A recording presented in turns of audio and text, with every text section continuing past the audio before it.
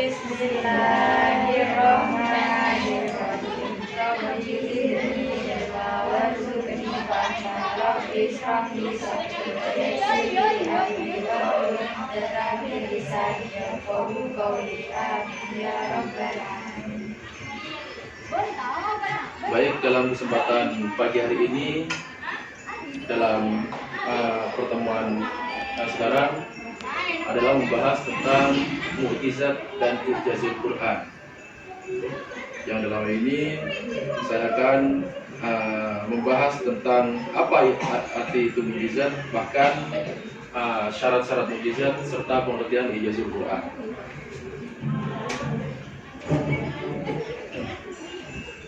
Mukjizat adalah kejadian luar biasa yang terjadi pada seorang nabi atau rasul sebagai bukti kenabian dan kerasulan mereka. Jadi yang perlu digarisbawahi adalah mukjizat di sini adalah kejadian luar biasa.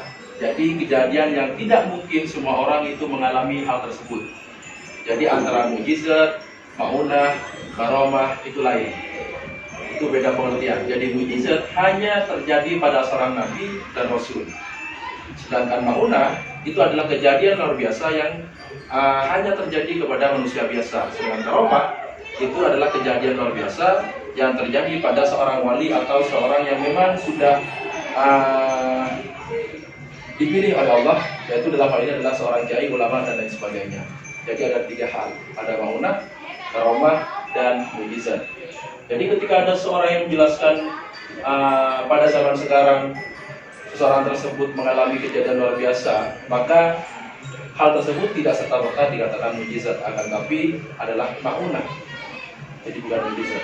Jadi sesuai keterangan tersebut, mukjizat adalah hanya terjadi pada seorang nabi dan rasul. Adanya mukjizat itu bertujuan untuk membuktikan kebenaran kenabian dan kerasulan seorang nabi atau rasul.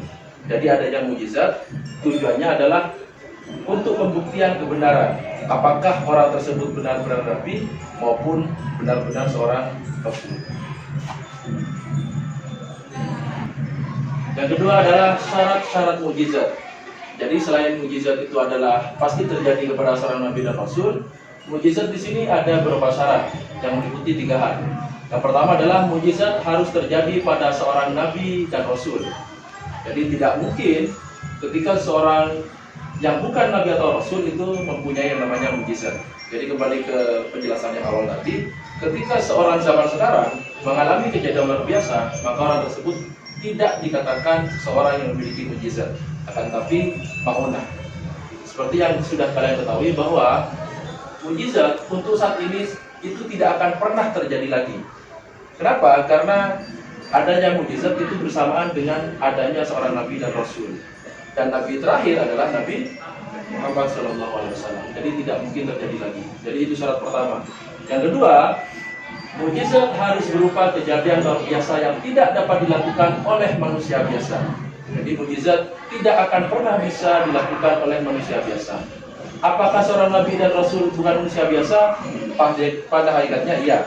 Namun nabi dan rasul adalah seseorang atau manusia pilihan Allah untuk dijadikan atau menyebarkan ajaran-ajaran yang memang diperintah oleh Allah. Sedangkan yang ketiga, mukjizat harus dapat dibuktikan secara nyata dan tidak dapat disangkal.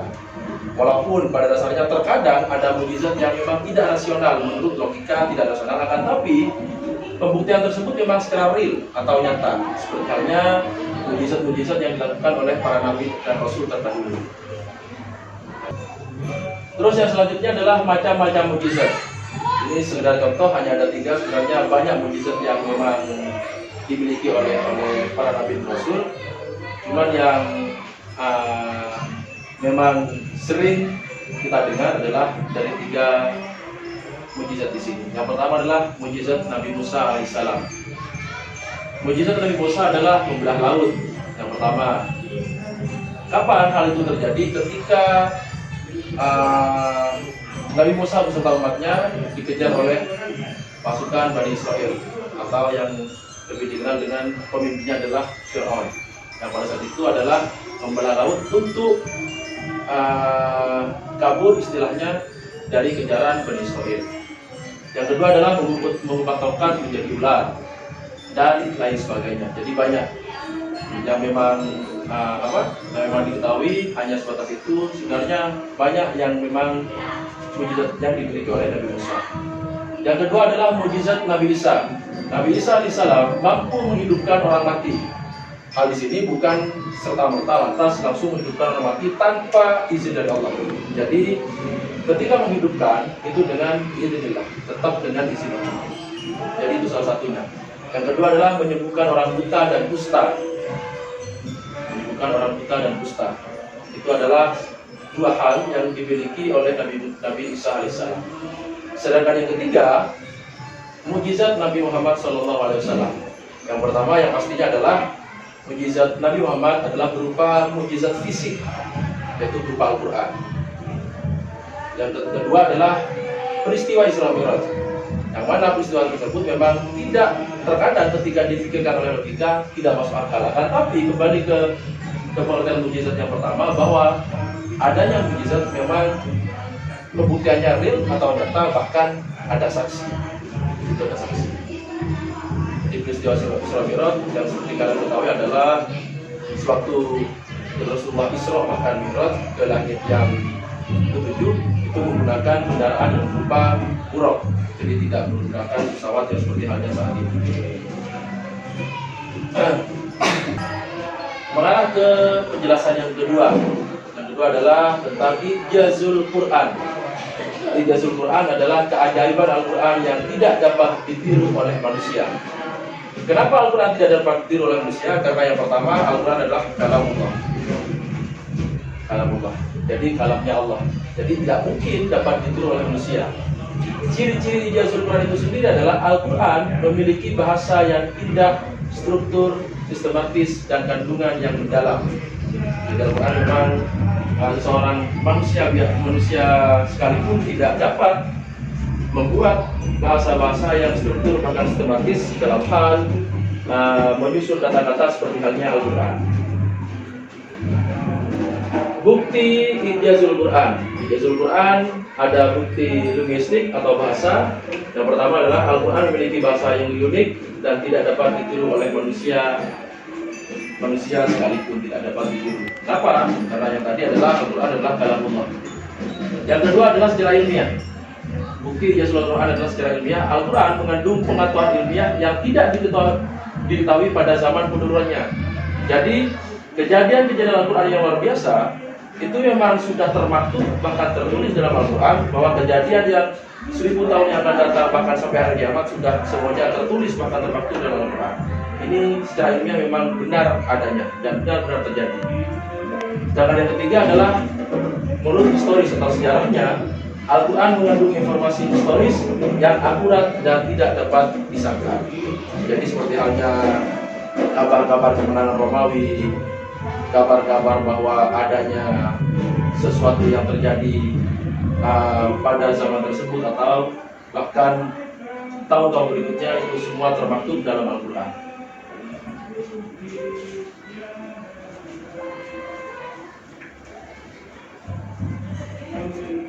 Jadi kesimpulannya dari dua penjelasan tersebut, dari pengertian Al-Quran, mujizat, syarat-syarat serta bukti mujizat dan ijazul Quran tersendiri, mujizat dan ijazul Quran adalah merupakan dua konsep penting dalam agama Islam yang menunjukkan kekuasaan dan kebijaksanaan Allah.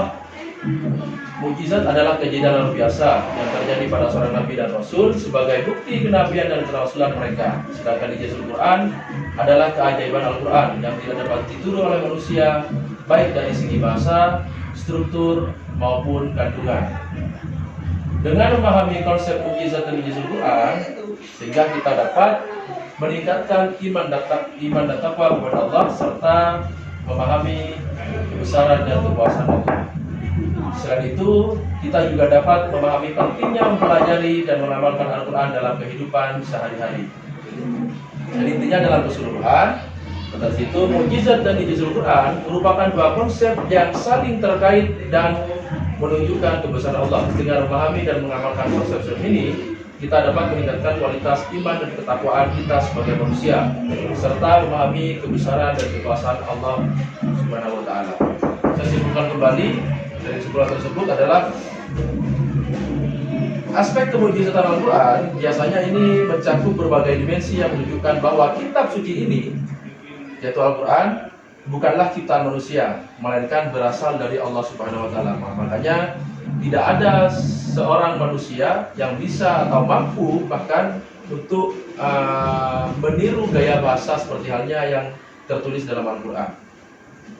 Jadi aspek utama kemujizatan Al-Quran, mujizat Al-Quran itu sendiri ada 6 aspek. Yang pertama adalah lugawiyah, dari segi bahasa. Jadi Al-Quran memiliki gaya bahasa yang luar biasa, tidak tertandingi oleh karya sastra Arab manapun, baik dari struktur, pilihan kata, ritme maupun keindahan susunan ayatnya. Bahkan fadilahnya dalam Al-Quran sendiri, ketika membaca serta mendengarkan, maka mendapatkan pahala yang luar biasa.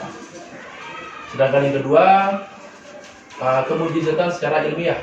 Jadi Al-Quran memuat informasi tentang alam semesta, manusia, fenomena alam yang baru dibuktikan oleh ilmu pengetahuan modern, padahal Al-Quran sudah diturunkan lebih dari 1400 tahun yang lalu. Padahal dari kurun waktu yang tersebut, ilmu pengetahuan modern saya saat ini baru mengetahui bahwa informasi-informasi tersebut sudah dicantumkan dalam Al-Quran. Seperti halnya proses penciptaan manusia dari nutfah, dari tetes air hina atau yang lebih dikenal dengan maning hingga menjadi janin dan manusia secara sempurna. Yang kedua adalah perluasan alam semesta. Jadi proses penciptaan alam semesta dan sebagainya itu sudah tertuang bahkan dijelaskan oleh Al-Quran. Bahkan yang ketiga adalah peran gunung sebagai paku atau pasak bumi. Jadi adanya gunung-gunung yang di muka bumi ini adalah sebagai paku bumi atau pasak bumi, sebagai pasak bumi. Yang ketiga adalah kemujizatan hukum dan sosial. Jadi Al-Quran menyajikan sistem hukum dan nilai sosial yang adil, seimbang, dan relevan sepanjang zaman. Seperti halnya hukum warisan, pernikahan, perdagangan, kriminal, dan lain sebagainya. Itu sudah tertata secara rapi dan sistematis. Bahkan dipakai sampai saat ini, bahkan sepanjang zaman.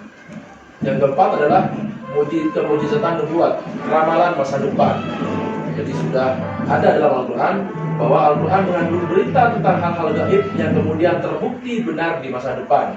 Contohnya, yang pertama adalah kemenangan Romawi atas Persia setelah sebelumnya kalah. Ini dijelaskan dalam Quran surat Ar-Rum ayat 2-4. Yang kedua adalah ramalan Nabi Muhammad SAW yang akan kembali ke Mekah. Itu sudah dijelaskan dalam Quran surat Al-Qasas ayat 85. Sedangkan kemujizatan Al-Quran yang kelima adalah kemujizatan secara psikologis dan spiritual. Jadi Al-Quran memiliki dampak mendalam terhadap jiwa dan emosi manusia, dapat menenteramkan hati, serta dapat mempengaruhi secara psikologis dan spiritual. Jadi bukti nyatanya adalah ketika seorang ada masalah, apapun masalahnya, ketika membaca bahkan mendengarkan lantunan ayat suci Al-Quran, biasanya yang pertama adalah membuat hati kita tenang. Ini sesuai dengan apa yang dijelaskan dalam Quran surat Ar-Ra'd ayat 28 bahwa barang siapa yang membaca Al-Quran maka hatinya menjadi tenang. Yang kedua adalah membuat musuh Nabi Muhammad pun terkesan dan terdiam saat mendengarnya.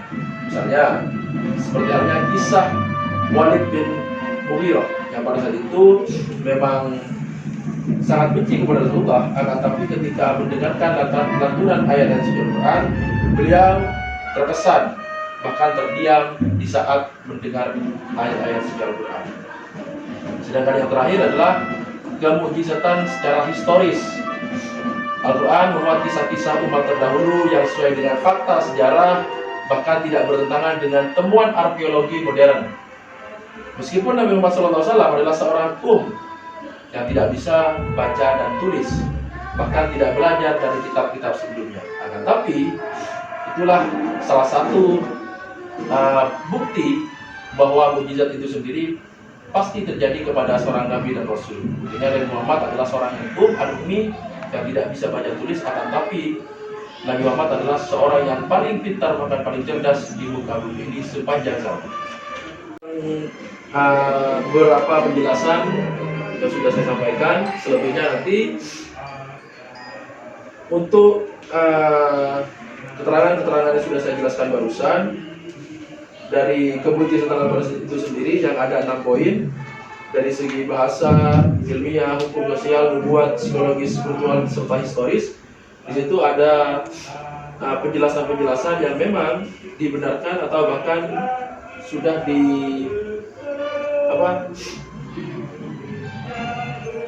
termaktub dalam Quran surat apa saja. Kemudian kalian tugasnya adalah mencari Quran surat tersebut. Seperti halnya yang pertama adalah dari segi bahasa itu termaktub dalam Quran surat Al-Baqarah ayat 23, dan selanjutnya kemudian proses penciptaan manusia, perluasan alam semesta dan lain sebagainya itu sudah termaktub dalam Quran surat Al-Baqarah, Al-Zariyat, Al-Mu'minun, An-Naba, dan kemudian tugasnya adalah kalian mencari ayat tersebut serta ditulis kembali dan dikumpulkan di pertemuan berikutnya. Jadi itu saja yang dapat saya sampaikan. Akhiran, wassalamualaikum warahmatullahi wabarakatuh. Waalaikumsalam warahmatullahi wabarakatuh.